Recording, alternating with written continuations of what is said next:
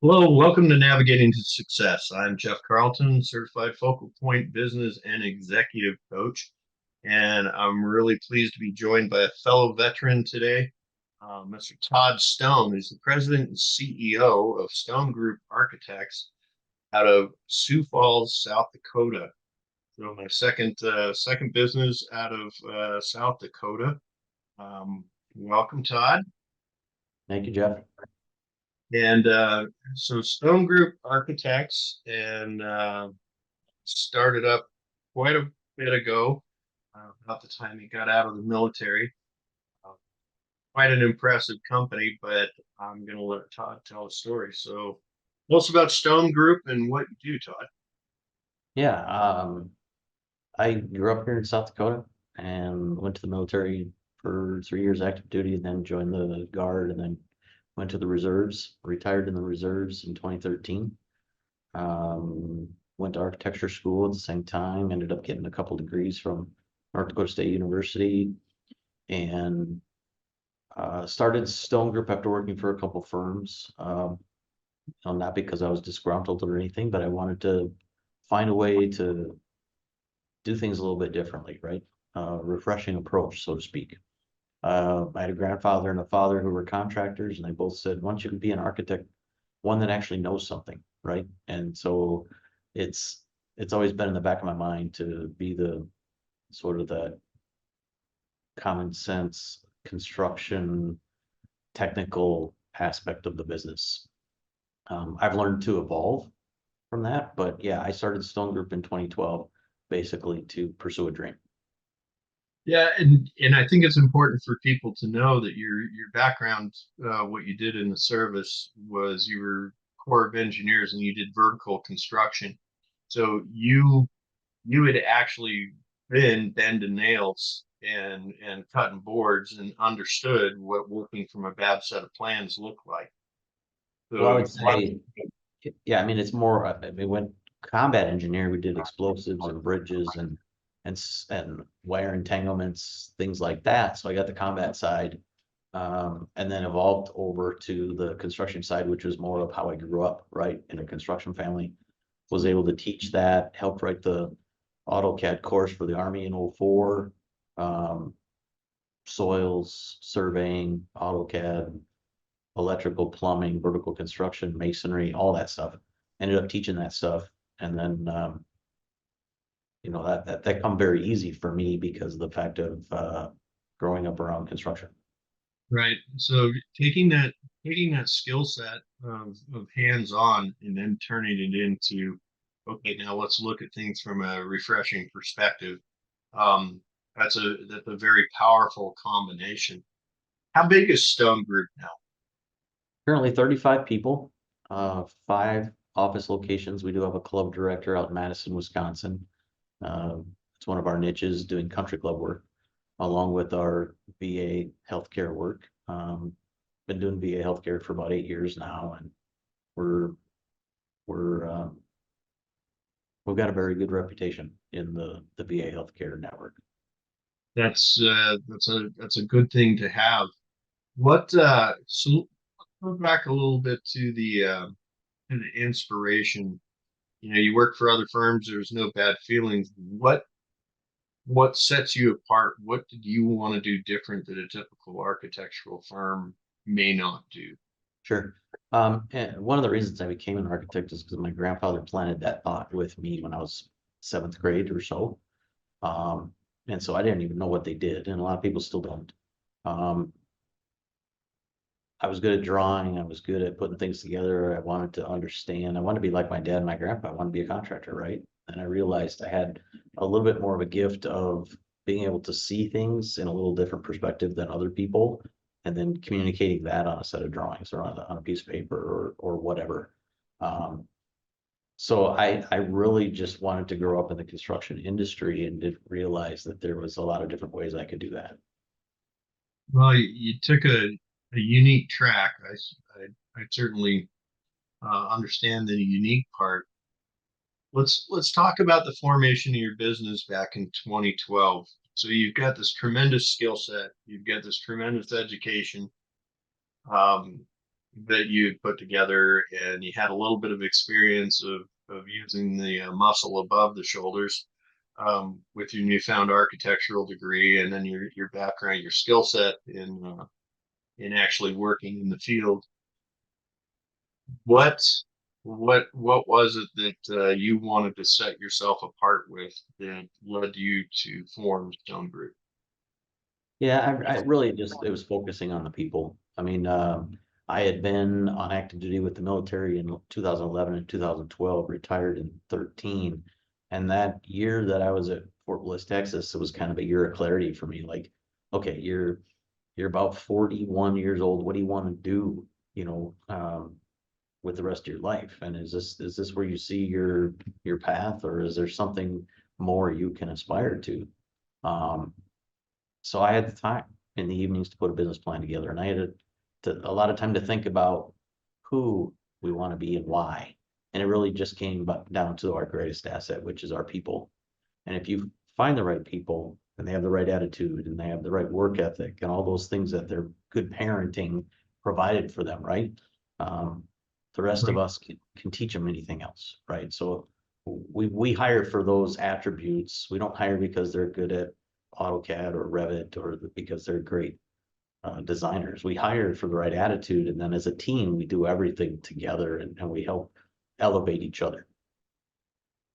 And there's so many great leadership nuggets and so many great business acumen points in there. You know, those are all things you learned on your prior journey. Um, how important is culture in your organization then? There's nothing more important than the right culture.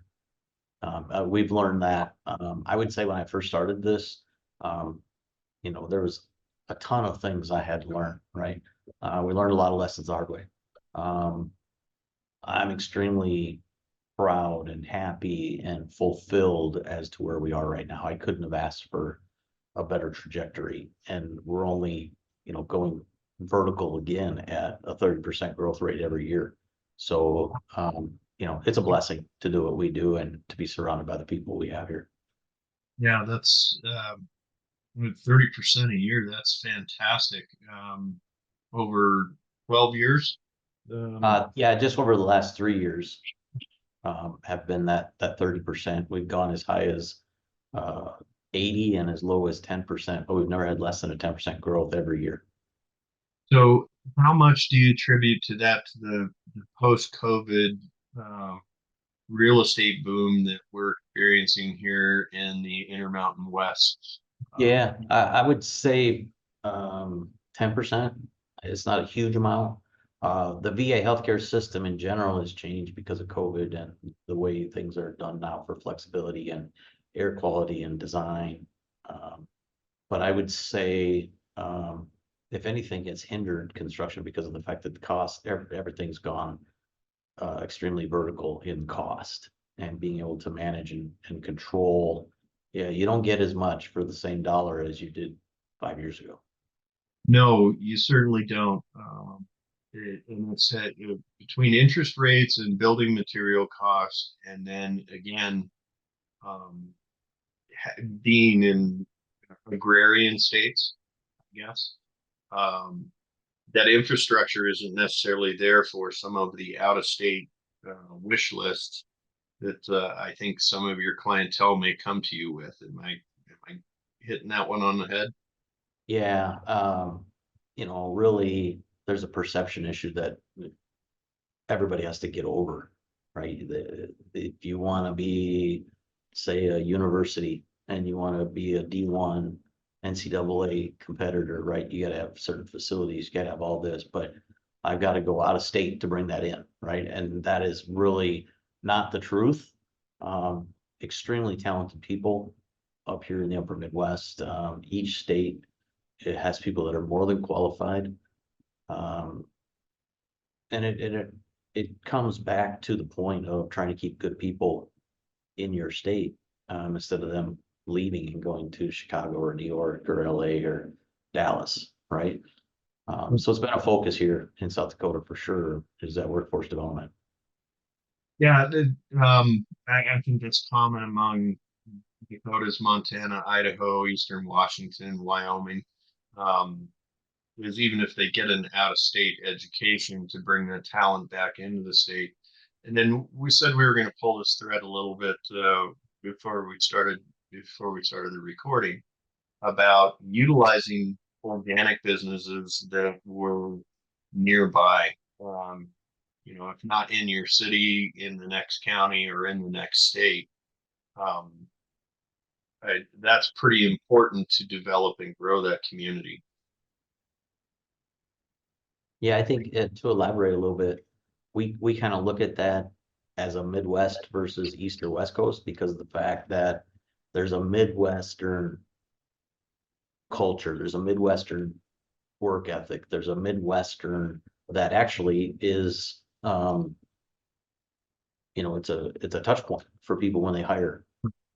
There's an advantage there from living in the part of the country that has to be farmers and has to be ag based. They're not afraid of hard work and they know how to get things done. They don't have to be told what to do and stuff like that, right? That's the mantra or perception. Well, for the most part, it is that way. And so us teaming up with other firms that are in the Midwest, or teaming up with companies that are similar to us, culture, stature, and um, vision, morals, purpose, all of that um, makes it a lot easier to get things done. Yeah, you just said about five or six of my favorite words in business that are sometimes rare to find. If people are all in it for profit. One thing about retaining and developing workforce in the state, do you affiliate or do you work with local universities to try and keep people in the state that are graduating? Great, Absolutely. We've sponsored fantastic. some scholarships. We go up and do critiques and we get to know those people and we show them that there's unlimited potential right here in their own state. They don't need to look outside. There's a strong group of us here in South Dakota who really have kicked off the new architecture department at South Dakota State University. It's about 10 years old now. So we're very actively involved in that, not just South Dakota, but in Minnesota and North Dakota and Iowa and Nebraska as well. I think people sometimes don't realize the impact and the importance of looking at that. Where's this person and what do I want to look like 5, 6, 10 years from now? Because I can have impact on 10 years from now.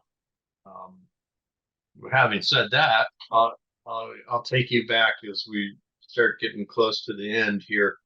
What do you look like in 12 to 36 months? Do you expect to see the same growth? What's your plan? Yeah, actually, we've just started the paperwork on acquiring an office in San Antonio. So we'll immediately bring on 12 people in that market.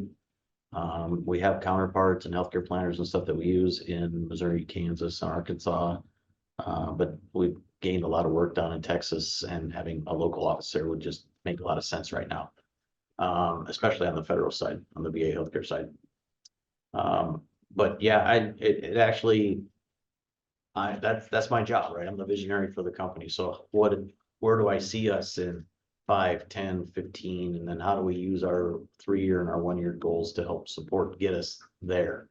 Um, that's what I get to do. That's what I have fun doing. But really, it's 10 years from now. We're a 100-person firm, and we're knocking on the door of not being small business anymore. Right? No, that's fantastic. So you're talking about a whole bunch of different states. And I appreciate, taking that culture and putting it into other parts of the country. How many states are you in? We're in North Dakota, South Dakota, Minnesota, and Iowa currently. I guess you could count Wisconsin, but soon to be Texas. Ideally, I'd like to have an office kind of up and down that I-29 corridor, just because we can go east and west quickly from any one of those Sure. Dallas, Minneapolis, Denver, or Chicago, um, Right. locations. It's easy for us to get in front of our clients. We do club work, country club all over the United States, VA healthcare all over the United States. So we get to Florida a lot, East Coast quite a bit, um, Wisconsin, Indiana, Ohio, that kind of stuff. And you mentioned it, but any specific, you're hiring, any specific areas that you want to plug for hiring? Yeah, really senior project managers, senior mentors, senior interiors. We're looking for experience. I can find quite a few talented people coming out of college or with just a few years of experience, but really those people that can help lead others is are the hardest to find. So right now, those will be the diamond in the rough or the needle in the haystack, so to speak.